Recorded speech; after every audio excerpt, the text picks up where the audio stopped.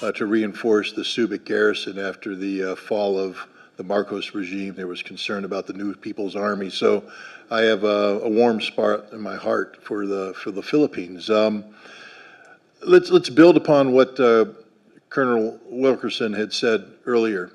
The United States is incapable of fighting a sustained conflict against a peer-level force.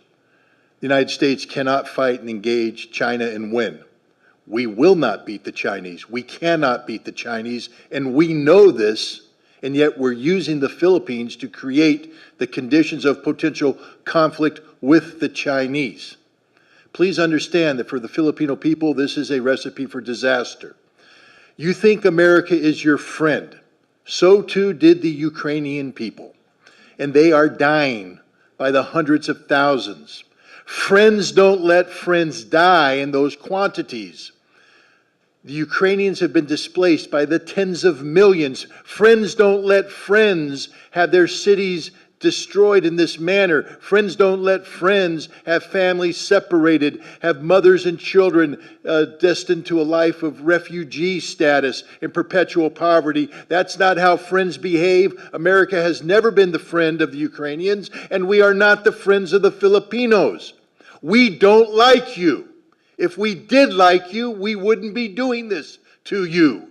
We are using you. You are a tool, nothing but a tool, and when the tool ceases to be useful, we will discard you. And discard you means usually after a war that devastates you. We are using you to gain some sort of momentary leverage over the Chinese. We will fail. The Chinese will win, and you will be destroyed.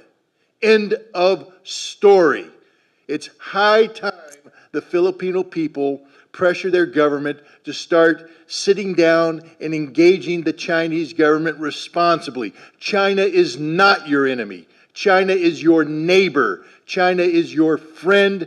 China doesn't want war. And if you would engage China in diplomacy, and as we've all indicated here, America has long since lost the skill set necessary to carry out diplomacy, but the Philippine people can reignite this, to relearn it, to use this skill to prevent a war. But if you continue to behave as colonial subjects, and I know that's a sore subject in the Philippines, because you were the colonial subjects of America. We still view you as our colonial subjects.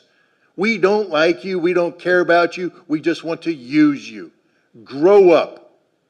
Grow up and act responsibly. Take control of your own future. America is not here to help you. America is here only to use you until there's nothing left, and then we will discard you on the trash heap of history.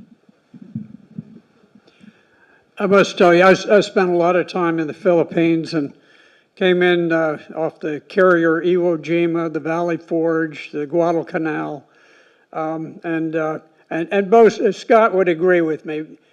Americans have a tremendous love for the Filipino people. I would say two of my very, very closest friends are from the Philippines. And we really wish very much that you were not in this posture. But I think it's very important for the Philippines to be clear-eyed in what's going on and not to be led down the path by bellicose military people from the United States. You're talking about small islands. I wish China were not engaged in that particular policy. I tend to be sympathetic towards them on many things, but less so on that one. But at the same time, I think you've got to make sort of a cold, clear-eyed assessment and say, look, it's not worth a war with a great power for the Philippines to engage in combat over those small islands. But I do agree that it is time to use diplomacy and to attempt to resolve the issue. Whatever you do, do not simply become a tool of the United States and be led into an armed conflict that ends up in disaster for the Filipino people.